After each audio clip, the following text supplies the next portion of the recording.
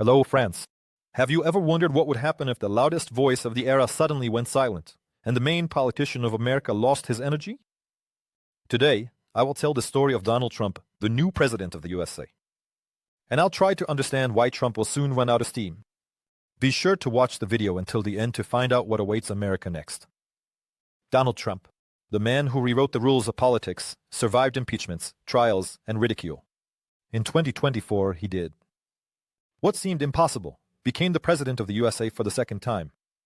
His supporters are rejoicing, while his enemies are furious. But behind this triumph lies a question that all of America is asking. What if his victory is the beginning of a disaster?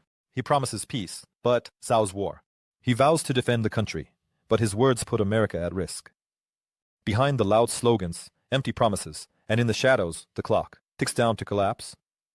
How did a man who twice survived political death seize power again? Who stands behind him? And why does even his victory smell like defeat? This is a story of triumph built on sand. And is the sand already slipping away?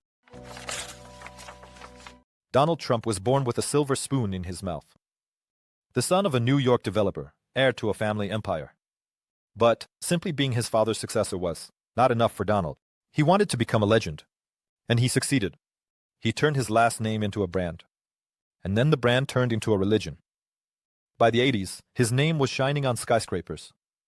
Trump Tower, a symbol of wealth, casinos in Atlantic City, temples of gambling. He was selling luxury and success long before he sold the dream of a great America. But behind the gilding were hidden debts. Bankruptcies followed one after another. It seemed that collapse was inevitable. But Trump knew that a fall was a beginning, not an end. His books taught the art of the deal, spawning a new generation of businessmen. But what if his main deal with his own destiny had a hidden clause? Everything he touched gained both luster and cracks: skyscrapers, casinos, the presidency. Will he be able to avoid collapse this time? Or is history repeating itself? Trump's open political activity began in the late 1980s. He publicly announced his intention to run for president. Since then, Trump has consistently shown interest in politics, although he was not considered a serious candidate. Everything changed with the show The Apprentice. Millions of viewers watched as he pointed his finger at the losers, shouting, "You're fired." It wasn't just a TV broadcast, it was a rehearsal. He realized that politics is the same game, but with higher stakes. In 2015, he took the stage with a speech that shook the old guard's headquarters. "Mexico is sending us drug addicts and criminals," he declared, and the crowd roared with excitement. Opponents laughed, calling him a clown. But the clown took the microphone and rewrote the rules. His campaign was a theater without intermissions. He tweeted at 3 a.m., insulted opponents, and the media, laughing, played his speeches 24/7.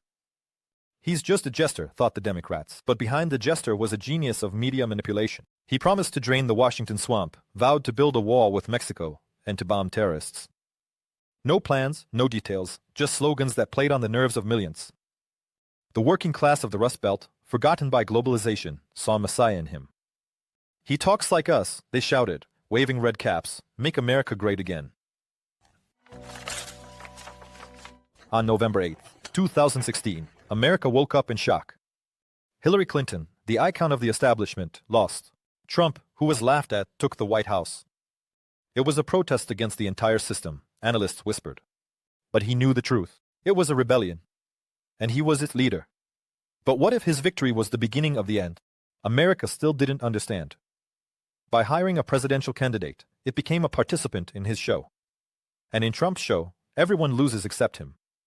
He entered the White House to the roar of the crowd and the hum of disbelief. January 2017. Donald Trump, the man who called politics a dirty game, now held its grand prize in his hands. But his victory was like an explosion. A bomb. Some celebrated, others couldn't believe it was even possible. In the first week, he signed an order to withdraw from the Trans-Pacific Partnership. Then the withdrawal from the Paris Climate Agreement. "We will bring back jobs," he promised, tearing up agreements he called plunder.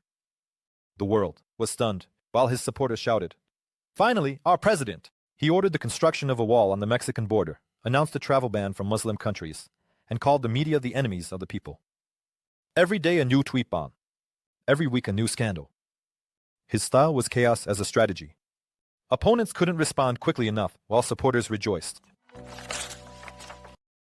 By the end of 2017, Trump pushed through a law that reduced corporate taxes from 35% to 21%. Wall Street soared, but critics claimed it was a gift to billionaires, not workers. Trump smiled. You would get tired of winning. But the country was getting tired of the endless war. With him, against him, within itself. The dissatisfied were asking questions. What if he was elected unfairly? Robert Mueller's investigation into Russian interference in the election became a nightmare for the White House. Trump called it a witch hunt. But every day the media rolled out new details. Meetings of his team with Russian agents, false testimonies, tweets, threats. America held its breath. Would he become the first president to be ousted before the end of his term? In 2019, the Democrats initiated impeachment for pressuring the president of another country to dig up dirt on Biden. The perfect call, as Trump called it, turned into accusations of abuse of power. The Senate acquitted him, but the crack in the foundation of power was already gaping. 2020. The coronavirus pandemic. Trump called the virus a hoax, advised drinking disinfectant, and argued with scientists. The pandemic became a mirror for Trump, reflecting a mix of overconfidence and blindness. When the virus emerged from Wuhan, he called it a seasonal flu, and he considered the closed borders with China his triumph. But inside the country, chaos reigned, states were fighting over ventilators, and he kept insisting, we are handling it perfectly. His press briefings resembled a surreal show. In April 2020, Trump shocked the world by suggesting treating COVID with injections of disinfectant. He declared war on masks, calling them a symbol of weakness, and urged his supporters to liberate America from quarantine. But the country was already tired of loud statements. Hundreds of thousands of people had died, and Trump's approval rating plummeted. His fight against the pandemic became a metaphor for his entire presidency. Loud slogans, a war on facts, and a reliance on miracles instead of strategy. He left, leaving behind not only hundreds of thousands of deaths but also a divided country where wearing a mask became a political statement. And even then, he repeated, I didn't lose, I was betrayed. The first impeachment in 2019 was followed by a second in 2021. Donald Trump was accused of abuse of power and incitement to insurrection at the Capitol, but he was acquitted. Even the defeat in the 2020 election, Trump turned into a myth of a stolen victory, shaking the foundations of democracy. It seemed like the end. But Donald Trump did not leave. He remained a shadow over the Republican Party, biding his time. By 2024, he is not just running for president, he is setting the rules of the game. And when Mr. Trump took the stage again, the party bowed its head. The Titan returned to challenge the very logic of history. But what if his triumph is just a step towards a downfall? His first term became a mirror of America, brilliant and cracked. He rewrote the rules of politics, but he couldn't rewrite reality. And what happens in the second term? 2024. America, exhausted by endless crises, looked back. Back to where the ghost of a great past beckoned with the lights of loud promises. And Donald Trump, like a phoenix rising from the ashes, gave her what she craved. Simple answers to complex questions. But how did Trump manage to return to the presidency after a resounding failure? Let's delve into the reasons. Reason 1. Fatigue. Fatigue from politicians whose faces blended into a gray mass of empty speeches. Trump's rebellion against the system was a breath of fresh air for those who believed that the authorities had long stopped listening to them. The second reason is the magic of the old slogan. Make America great again, like the reboot of a favorite series. Viewers know all the plot twists, but still await the happy ending. Nostalgia for the years 2017 to 19, when the stock market was rising and the borders were closed, overshadowed the memory of chaos, the pandemic, and the Capitol riots. Trump sold the past as the future, and the voters bought it. But therein lies the paradox. Trump won because he spoke about the past.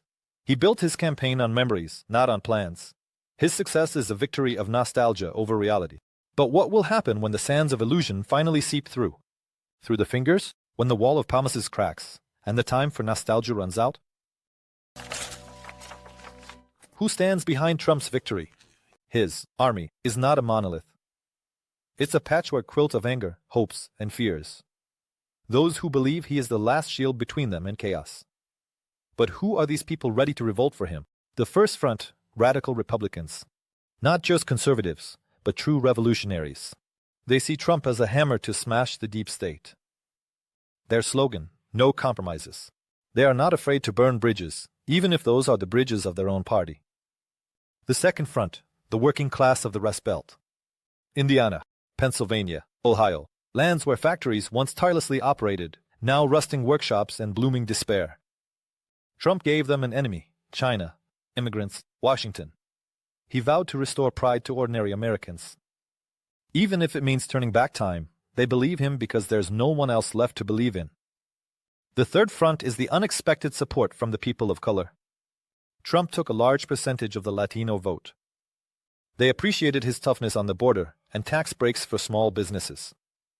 But what unites these people? Fear of a future where their voice will not be heard. Trump became their shield, but a shield made of ashes is a poor defense. When the winds of reality strengthen, what will remain of this army? Another weapon in the hands of Donald Trump. Social media. Truth Social, created by Trump, is a digital ark for those tired of staying silent. A platform where Trump speaks without filters. Here, his voice isn't cut by moderators, and opponents drown in a wave of anger. Every post, a projectile. The next weapon of mass destruction in Trump's media battle, memes. The TikTok generation laughs at pictures of Biden, but doesn't notice how memes become their opinions. Trump doesn't persuade, he goes viral. And while the Democrats write manifestos, he captures screens. Social media changed the rules. Now, the main player isn't the one who runs the country, but the one who fills the news feed. Trump understood this first. But what will happen when fakes become reality? When memes replace facts? In the digital war, there are no laws. There are only winners. Let's talk about what's happening now and what Trump has already managed to do as president. The first 100 days. A time when promises should become reality. But instead of triumph, we see chaos. Trump, just like in 2017, challenges the system. Radical immigration reforms, a tough trade war with China, attempts to rein in the deep state. But, this time, the opponents are ready. Every executive order meets a wall of lawsuits, every tweet a wave of outrage. Even allies are whispering. Has he lost touch with reality? Promised a lightning-fast peace, but instead there's an escalation of conflict. Even the basic support from Republicans is cracking. Too much noise, too little result, quotes a fellow party senator in the New York Times. History loves to repeat itself, but sometimes as a nightmare. The first 100 days of Trump's second term increasingly resemble not a victorious march, but a descent into a political abyss. Will this experiment become America's fatal mistake? Or does Mr. President still have some aces up his sleeve? Before the 2024 elections, Donald Trump needed new allies. One of them was Elon Musk. A genius, a provocateur, a man whose tweets move markets. Their strange friendship began with mutual admiration. But what will it mean for America? Once, they seemed like polar opposites. Trump, the voice of tradition, Musk, the prophet of the future. But politics can create strange alliances. And Musk begins to actively support Trump. But why? Some see it as a play on freedom of speech, others as a desire to influence power from the shadows. And so begins the second presidential term. Trump promises a technological revolution, and Musk becomes his de facto advisor. Joint projects, colonies on Mars, a ban on competitors' electric vehicles, cyber warfare with liberal media. But behind the facade of unity, there are cracks. Musk demands privileges for business, Trump craves loyalty. Their alliance is held together by money and ambition. But what if the balance tips? Let's talk about Trump's main opponents. It all started with the Democrats. Hillary Clinton, Joe Biden, Nancy Pelosi, the faces of the deep state, as he calls them. They challenged his authority. 2 impeachments, investigations, attempts to portray him as a usurper. But Trump emerged from the fire, like a phoenix shouting, "Weaklings." Meanwhile, the media, his eternal enemy, strikes without mercy. CNN, New York Times, Washington Post, factories of lies, according to Mr. President. But the most dangerous turned out to be those he considered his own. Michael Cohen, the personal attorney who became a witness in the fraud case against Trump. Former advisor John Bolton, who criticized the president in his book The Room Where It Happened. They know his secrets. Their words are incredibly dangerous, but Trump counters. Liars. Now Trump's main enemy is not people, it's time. The louder he shouts, "I am invincible," the louder the clock ticks.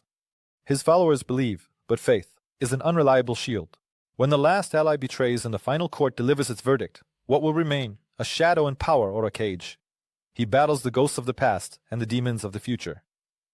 His downfall will mark the end of an era or a new turn in an endless war. America is frozen in anticipation, and the shadows around the throne are deepening. Now let's consider forecasts and assumptions. Trump's promises, once loud like fanfares, crumble like a house of cards in the wind of reality. The wall with Mexico is just a concrete skeleton, rusting under the sun. The factories of the Rust Belt are silent, like graveyards of former glory. Inflation is devouring savings, and social media is exploding with biting memes. Where is the great America? Republicans loyal just yesterday are whispering in the corridors of the Capitol. He is leading us to ruin, but Trump does not hear. He believes that time is his ally. Until 2026 arrives. A huge number of lawsuits and criminal cases against Mr. Trump emerge, like ghosts from the past.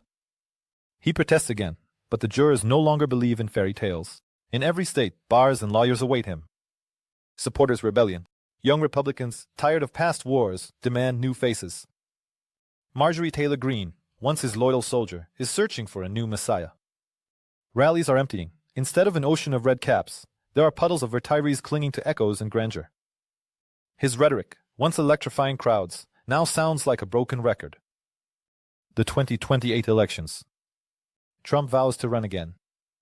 I will never leave, he growls, but his voice is hoarse, and his hands tremble. The Democrats bring a new hero to the stage, young, vibrant, and without the burden of scandals. And Trump leaves politics forever. But what if he buys time? Splits Congress like a rotten log. Appoints judges who say the king can do anything. Silences the media with lawsuits, turning truth into a crime. America becomes a battlefield, where Trump is the eternal commander-in-chief. His cult, a religion, criticism, heresy. I am America, he will say, and millions, as if in a trance, will continue. Amen. When the bills for greatness come due, even blind faith will waver. His empire, built on fear and nostalgia, will crumble like sand in a hurricane. And then the world will see the truth. Behind the golden facade, there's only a heap of lies, subpoenas, and empty caps. But as long as he is in power, the ending is unwritten. Perhaps he will surprise everyone again. Or he might become the first president to rule from a prison cell. America holds its breath. And the clocks are ticking. His story began with fire. Fire, ambition, provocations, and promises. But now the flame he ignited is consuming everything in its path. Donald Trump, the king of chaos, stands on the edge of the abyss he dug for himself. His triumphs have become cracks, enemies, shadow every decision. He rewrote the rules of politics, turning it into a show. But the show can't last forever. The curtain slowly falls, Republicans whisper behind his back, Democrats sharpen their knives, and the streets buzz like a boiling cauldron. His power is held by fear. Fear of the future, fear of each other. But fear has an expiration date. When the last supporter doubts, and the last judge lowers the gavel, what will remain? An empire of sand, washed away by the first wave of reality. Only one question remains. When will the house of cards of his power collapse? Will it be the end of an era or the beginning of a new one? Perhaps even he himself doesn't know the answer. But one thing is clear in the show called Trump. He is not the one writing the finale. And what do you think? Will the Democrats be able to return next time? Or has America definitively become Trump's country? Right. In the comments, like and subscribe.